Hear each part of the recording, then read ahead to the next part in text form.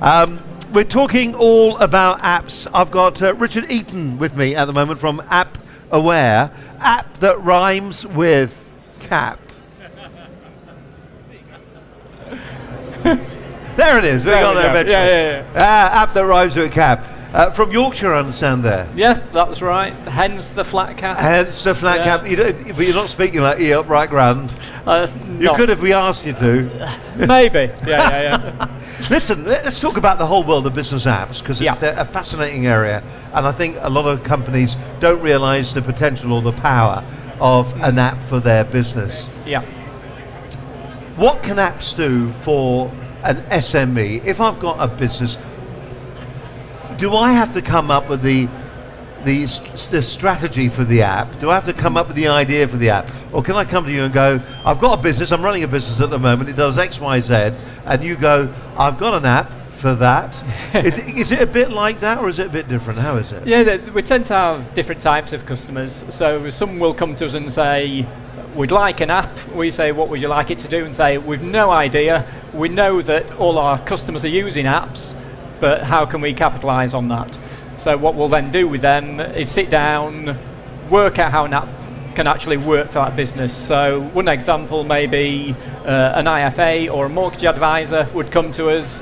He's got no idea about technology. He wants to market to potential customers.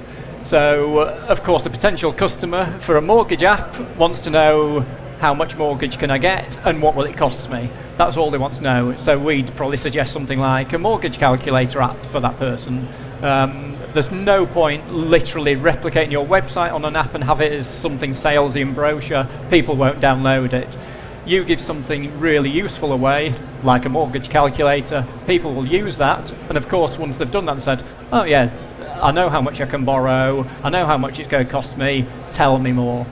And then it obviously generates a sales lead for that mortgage advisor. Well, that's an interesting way of looking at it. I mean, I think the apps that I've come across have been nearly these, in inverted commas, these brochure apps, where it downloads a number of, in some cases, dynamically updatable pages. Yeah. And if you follow what we're saying here, so you've got an app, and what happens is somewhere the page that you're actually looking at is stored remotely. So every time you open the app, what happens is it will download and update that page. So, for a business like ours, you see, that would work very well, because every week we do a brand new program.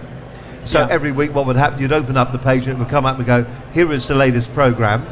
But the things that would be interesting on that would be things like discussion boards on there as well, so that when the app is open, you can then add your discussions and be part of the conversation, which is quite a nice idea, and things like that. So is that something that is still possible to do with them? Yes, again, content's really interesting with video content, audio, that kind of stuff. Because again, do you need an app? Probably not. If you're just going to do that and pull your video feeds in and effectively your YouTube channel and throw that out, people still need a data connection. A lot of people would much prefer to sit on the tube or a train when they've got abysmal data and can't actually view your stuff. If it downloaded that into an app, that would be available fully offline. So then when they are sat on the tube and want to watch something, they can watch your thing in HD quality. So that's where I'm sold. Whatever doesn't. A lot of people, when they hear about the word app, they actually think about it's going to be very expensive, and it's going to be quite difficult to do. Is it expensive? I mean, if I was budgeting and it was a fairly simple app that I wanted developed, where would the pricing start? I understand this is a bit like asking you, how long is a piece of string? Are you ready? How long is it? 7.5 inches, thank you. We measured it once. But where would we start with our budgetary figures? Yeah, so what we'll do initially is look at exactly what's involved and estimate how much time that's going to take. So typically we've worked on things from £3,000 up to £30,000, because it's basically how long it takes us to do these things. But there's different ways you can do it as well. So something we noticed 2 years ago, that there are some areas, and restaurants is one, where every restaurant wants the same from an app. They want to be able to push out special offers, have their menu direction to the restaurant, that kind of thing.